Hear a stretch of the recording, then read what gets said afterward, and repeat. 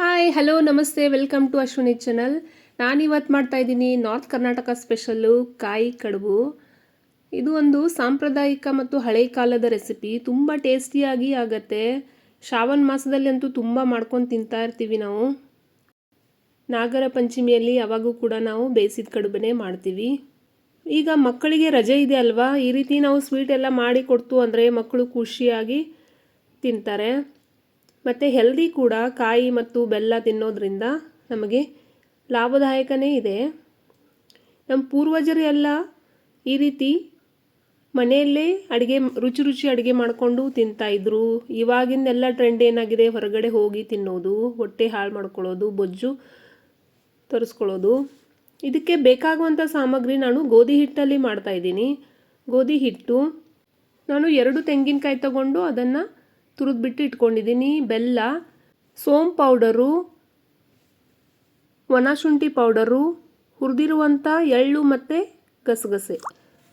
ಗೋಧಿ ಹಿಟ್ಟನ್ನ ನಾವು ಗಟ್ಟಿಯಾಗಿ ನಾದ್ಕೋಬೇಕಾಗತ್ತೆ. ಅದರೊಳಗೆ ಸ್ವಲ್ಪ ಸಕ್ಕರೆ ಅಥವಾ ಬೆಲ್ಲ ಹಾಕ್ಕೊಳ್ಳಿ. ಉಪ್ಪು ಮತ್ತು 1 ರಿಂದ 2 ಟೀ ಸ್ಪೂನಷ್ಟು ತುಪ್ಪ ಹಾಕ್ಕೊಂಡು ನಾದ್ಕೋಬೇಕಾಗತ್ತೆ. ಹಾಲಲ್ಲಿ ನಾದ್ಕೊಂಡ್ರೆ ಇನ್ನೂ ಚೆನ್ನಾಗಿ ಟೇಸ್ಟು ಬರುತ್ತೆ. ಬಟ್ಟು ಹಾಲಲ್ಲಿ ನಾದಿದ್ರೆ ಏನಾಗುತ್ತೆ, ಬೇಗ ಕೆಡತ್ತೆ. ನಾವು ಎಲ್ಲಾದರೂ ಕ್ಯಾರಿ ಮಾಡ್ಕೋಬೇಕಾದ್ರೆ ಹಾಳಾಗತ್ತೆ ಅಂತ ಹೇಳಿಬಿಟ್ಟು, ಅಂದರೆ ಹಾಳಾಗಲ್ಲ ಬಟ್ ಸ್ಮೆಲ್ ಬರ್ತಾ ಇರುತ್ತೆ. ಅದಕ್ಕೋಸ್ಕರ ನಾನು ನೀರಲ್ಲಿ ನಾದ್ತಾ ಇದ್ದೀನಿ.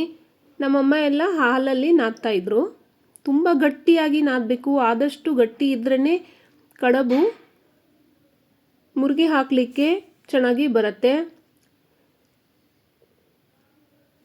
ಹಿಟ್ಟು ತೆಳುವಾಯಿತು ಅಂದರೆ ಚೆನ್ನಾಗಿ ಬರಲ್ಲ. ಇವಾಗ ಕಾಯಿ ತುರಿನ ಹಾಕ್ಕೊಳ್ಳಿ. ನಾನಿಲ್ಲಿ ಹಸಿ ಕಾಯಿ ತುರಿನ ತೊಗೊಂಡಿದ್ದೀನಿ. ನೀವು ಬೇಕಾದರೆ ಒಣ ಕೂಡ ತೊಗೋಬಹುದು, ಬಟ್ ಹಸಿದು ಟೇಸ್ಟು ಚೆನ್ನಾಗಿ ಬರುತ್ತೆ. ರುಚಿಗೆ ತಕ್ಕಷ್ಟು ಬೆಲ್ಲ ಹಾಕ್ಕೊಳ್ಳಿ. ಬೆಲ್ಲ ಇದ್ದಷ್ಟು ಟೇಸ್ಟು ಚೆನ್ನಾಗಿ ಬರುತ್ತೆ. 1 ಕಪ್ಪು ಕಾಯಿ ಇತ್ತು ಅಂದರೆ 1 ಕಪ್ ಬೆಲ್ಲ ಹಾಕ್ಕೊಳ್ಳಿ, ಅಂದ್ರೇ ಟೇಸ್ಟು ಚೆನ್ನಾಗಿ ಬರುತ್ತೆ. ಇಲ್ಲ ಕಡಿಮೆ ಕೂಡ ಹಾಕ್ಕೋಬಹುದು. ಹುರಿದಿರುವಂತಹ ಎಳ್ಳು ಮತ್ತು ಗಸಗಸೆನೆ ಹಾಕ್ಕೊಳ್ಳಿ. ಶುಂಠಿ ಪೌಡ್ರ್ ಹಾಕ್ಕೊಳ್ಳಿ. ಸೋಂಪು ಪೌಡ್ರ್ ಹಾಕ್ಕೊಳ್ಳಿ. ಬೇಕಾದರೆ ಜಾಯಿಕಾಯಿ, ಏಲಕ್ಕಿ ಕೂಡ ಹಾಕ್ಕೋಬಹುದು. 1 ಚುಟ್ಕೆ ಉಪ್ಪು ಹಾಕ್ಕೋಬೇಕಾಗತ್ತೆ. ರುಚಿ ಚೆನ್ನಾಗಿ ಬರುತ್ತೆ. ತುಂಬ ಇದನ್ನು ಕಲಸಕ್ಕೆ ಹೋಗಬೇಡಿ. ತುಂಬ ಕಲಸಿದ್ರೆ ನೀರು ಬಿಟ್ಕೊಂಡು ಕಡುಬು ಚೆನ್ನಾಗಿ ಬರಲ್ಲ. ಆದಷ್ಟು ಬೆಲ್ಲನ ಹೆರ್ಚ್ಕೊಂಡು ತೊಗೊಳ್ಳಿ. ನಾನಿಲ್ಲಿ ಸ್ವಲ್ಪ ಜಾಯಿಕಾಯಿನ ಹಾಕ್ತಾಯಿದ್ದೀನಿ. ನಿಮಗೆ ಇಷ್ಟ ಇದ್ದರೆ ಹಾಕ್ಕೊಳ್ಳಿ, ಇಲ್ಲಾಂದರೆ ಸ್ಕಿಪ್ ಮಾಡ್ಕೋಬಹುದು. ಏಲಕ್ಕಿ ಕೂಡ ಹಾಕ್ಕೋಬಹುದು. ಈ ರೀತಿ ಮಿಕ್ಸ್ ಮಾಡಿಕೊಂಡು ಸೈಡಿಗೆ ಇಟ್ಬಿಡಿ. ಇವಾಗ ನಾವು ಗೋಧಿ ಹಿಟ್ಟನ್ನ ಕಲಸಿ ಇಟ್ಟಿದ್ದೀವಲ್ವ, ಅದರಿಂದ ಸಣ್ಣ ಸಣ್ಣ ಉಳ್ಳೆಗಳನ್ನು ಮಾಡಿಬಿಟ್ಟು ಚಿಕ್ಕ ಚಿಕ್ಕ ಪೂರಿಗಳನ್ನು ಲಟ್ಟಿಸ್ಬೇಕಾಗತ್ತೆ. ಪೂರಿ ಲಟ್ಟಿಸ್ಬೇಕಾದ್ರೆ ತುಂಬ ತೆಳುವಾಗಿ ಲಟ್ಸ್ಕೊಳಕ್ಕೆ ಹೋಗಬೇಡಿ ಮತ್ತು ತುಂಬ ದಿಪ್ಪದಾಗಿ ಲಟ್ಸಕ್ಕೆ ಹೋಗಬೇಡಿ. ನಾನಿಲ್ಲಿ ಗೋಧಿ ಹಿಟ್ಟನ್ನು ಸ್ವಲ್ಪ ಹಚ್ಚಿಬಿಟ್ಟು ಪೂರಿನ ರೆಡಿ ಮಾಡ್ಕೊಳ್ತಾ ಇದ್ದೀನಿ. ನೀವು ಏನೇ ಹೇಳಿ, ಮೊದಲಿನ ಕಾಲದ ಅಡುಗೆನೇ ತುಂಬ ರುಚಿ ಅನಿಸುತ್ತೆ ಮತ್ತು ಶಕ್ತಿವರ್ಧಕ ಕೂಡ. ಈಗಿನ ಆಹಾರದಲ್ಲಿ ಕೆಮಿಕಲ್ಲೇ ಇರುತ್ತೆ ಜಾಸ್ತಿ. ಹೊರಗಡೆ ತಿನ್ನೋದಕ್ಕೇ ಇಷ್ಟ ಆಗಲ್ಲ. ಈ ರೀತಿ ಸ್ಟಫ್ ಮಾಡ್ಕೊಳ್ಳಿ. ಸ್ಟಫ್ ಮಾಡಿಬಿಟ್ಟು ಈ ರೀತಿ ಫೋಲ್ಡ್ ಮಾಡ್ಕೊಳ್ಳಿ. ನೀವು ಫೋಲ್ಡು ಮಾಡಿ ಇದೇ ರೀತಿ ಕುದಿಸ್ಬಹುದು. ಇಲ್ಲ ಅಂದರೆ ಕರ್ಜಿಕಾಯಿ ಮಾಡುವ ಸ್ಪೂನ್ ಇರುತ್ತಲ್ಲ, ಅದರಿಂದ ಕೂಡ ನೀವು ಕಟ್ ಮಾಡ್ಕೋಬಹುದು. ಇಲ್ಲ ಫೋರ್ಕ್ ಸಹಾಯದಿಂದನೂ ಕೂಡ ನೀವು ಫೋಲ್ಡ್ ಮಾಡಿ ಇಡಬಹುದು. ಇಲ್ಲ ಅಂದರೆ ಈ ರೀತಿ ಡಿಸೈನ್ ಮಾಡ್ಕೋಬಹುದು. ಈ ರೀತಿ ಫೋಲ್ಡ್ ಆದಮೇಲೆ ಸ್ಟಾರ್ಟಿಂಗ್ ಇರುತ್ತಲ್ಲ, ಈ ರೀತಿ ಫೋಲ್ಡ್ ಮಾಡ್ಕೊಳ್ಳಿ ಫಸ್ಟಿಗೆ. ಆಮೇಲೆ ಅದೇ ರೀತಿ ಫೋಲ್ಡ್ ಮಾಡ್ಕೊಳ್ತಾ ಹೋಗಿ. ನೀವು 1-2 ಮಾಡಿಕೊಂಡ್ರೆ ಈಸಿಯಾಗಿ ಬಂದ್ಬಿಡತ್ತೆ. ನಾನು ವಿಡಿಯೋಗೋಸ್ಕರ ಸ್ಲೋ ಮಾಡ್ತಾ ಇದ್ದೀನಿ. ಇಲ್ಲಿ ನೋಡಿ.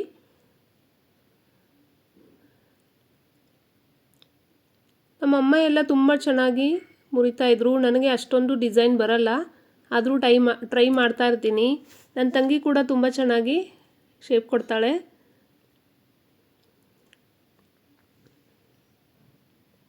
ನಿಮಗೆ ಈ ರೀತಿ ಬರಲಿಲ್ಲ ಅಂದರೆ ಡೈರೆಕ್ಟು ಕಟ್ಟರಿಂದ ಮಾಡ್ಕೋಬಹುದು. ಇಲ್ಲ ಅಂದರೆ ಈಗ ಗುಜಿಯಾ ಮೇಕರ್ ಎಲ್ಲ ಬಂದಿದೆಯಲ್ಲ, ಅದರೊಳಗೆ ಕೂಡ ಮಾಡ್ಕೋಬಹುದು. ಕಾಣೋದಕ್ಕೆ ಎಷ್ಟು ಚೆನ್ನಾಗಿ ಕಾಣಿಸುತ್ತೆ ನೋಡಿ. ಫೋಲ್ಡಿಂಗ್ ಹೇಗೆ ಮಾಡೋದಂತ ಇನ್ನೊಂದೆರಡು ತೋರಿಸ್ತೀನಿ ನೋಡಿ.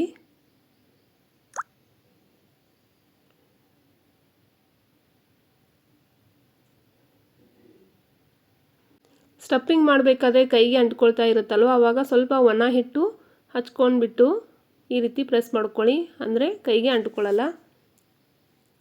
ಈ ರೀತಿ ಫೋಲ್ಡಿಂಗ್ ಮಾಡ್ತಾ ಹೋಗಿ.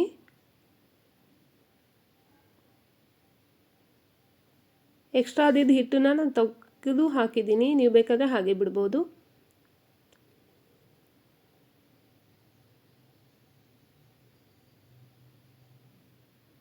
ಈ ಕಡಬಿನ ಮೇಲೆ ಬಿಸಿ ಇರುವಾಗ ತುಪ್ಪ ಹಾಕ್ಕೊಂಡು ತಿಂತಾ ಇದ್ದರೆ ರುಚಿ ಅಂತೂ ತುಂಬ ಟೇಸ್ಟಿಯಾಗಿ ಇರುತ್ತೆ ಮತ್ತು ಈಸಿ ಮತ್ತು ಬೇಗ ಕೂಡ ಆಗುವಂಥ ರೆಸಿಪಿ ಇದು. ಈಗಿನ ಮಕ್ಕಳಂತೂ ತಿನ್ನೋದೇ ಇಲ್ಲ, ಸೊ ಈ ರೀತಿ ಮಾಡಿ ಕೊಡ್ತು ಅಂದರೆ ತುಂಬ ಇಷ್ಟಪಟ್ಟು ತಿಂತಾರೆ.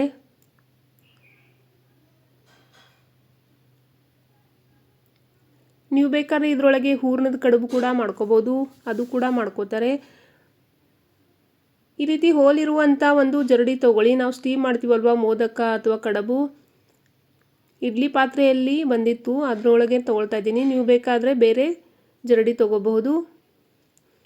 ಈ ರೀತಿ ಒಂದೊಂದಾಗಿ ಇಡಿ, ದೂರ ದೂರ ಇಡಿ, ಒಂದ್ರ ಮೇಲೆ ಒಂದು ಅಥವಾ ಅಂಟ್ಕೊಂಡಿಟ್ರೆ ಹರಿಯತ್ತೆ. ಮೊದಲಿನ ಕಾಲದಲ್ಲಿ ನಮ್ಮಮ್ಮ ಎಲ್ಲ ಅರಿಶಿನ ಎಲೆಯಲ್ಲಿ ಮಾಡ್ತಾಯಿದ್ರು, ಇಲ್ಲಾಂದರೆ ಜೋಳದ ಎಲೆ ಇರುತ್ತಲ್ವ ಅದ್ರ ಮೇಲೆ ಕೂಡ ಮಾಡ್ತಾಯಿದ್ರು. ಇವಾಗೆಲ್ಲ ಆ ರೀತಿ ಯಾರೂ ಮಾಡಲ್ಲ. ನಾನು ಅರಿಶಿನ ಎಲೆ ಮೇಲೆ ಕೂಡ ಮಾಡ್ತೀನಿ. ನಮ್ಮ ಗಾರ್ಡನಲ್ಲಿ ಅರಿಶಿನ ಎಲೆ ಇರಲಿಲ್ಲ, ಸದ್ಯದಲ್ಲಿ ಒಣಗಿ ಹೋಗಿತ್ತು, ಅದಕ್ಕೋಸ್ಕರ ನಾನು ಹಾಗೆ ಮಾಡ್ತಾಯಿದ್ದೀನಿ.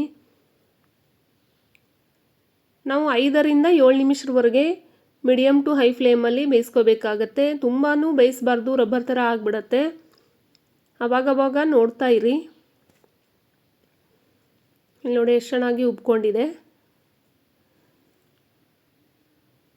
ನಾವು ಇದು ತೆಗಿಬೇಕಾದ್ರೆ ಬಿಸಿ ಇರುವಾಗಲೇ ತೆಗೆದ್ರೇ ಈಸಿಯಾಗಿ ಬಂದ್ಬಿಡತ್ತೆ, ಇಲ್ಲಾಂದರೆ ಪ್ಲೇಟಿಗೆ ಅಂಟ್ಕೊಂಡ್ಬಿಟ್ಟು ಹರಿದು ಹೋಗುತ್ತೆ. ಆದಷ್ಟು ಬಿಸಿ ಗ್ಯಾಸ್ ಆಫ್ ಮಾಡಿದ ತಕ್ಷಣ ಅಥವಾ ಗ್ಯಾಸ್ನ ಸ್ಲೋ ಮಾಡಿಬಿಟ್ಟು ಈ ರೀತಿ ತೆಗಿಬೇಕಾಗತ್ತೆ. ನೋಡಿ ಎಷ್ಟು ಚೆನ್ನಾಗಿ ಆಗಿದೆ.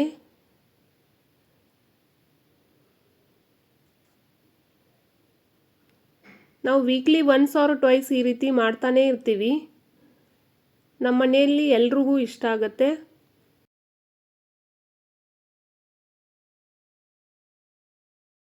ನಾನು ಸೆಕೆಂಡ್ ರೌಂಡ್ ಕೂಡ ರೆಡಿ ಮಾಡಿದ್ದೀನಿ, ಅದನ್ನು ಕೂಡ ಬೇಯಿಸಲಿಕ್ಕೆ ಇಡ್ತಾ ಇದ್ದೀನಿ. ನೋಡಿ ಎಷ್ಟು ಚೆನ್ನಾಗಿ ಆಗಿದೆ. ಮೇಲ್ಗಡೆ ಸ್ವಲ್ಪ ಬಿಸಿ ತುಪ್ಪ ಹಾಕ್ಕೊಂಡು ತಿಂತಾ ಇದ್ದರೆ ಆಹಾ,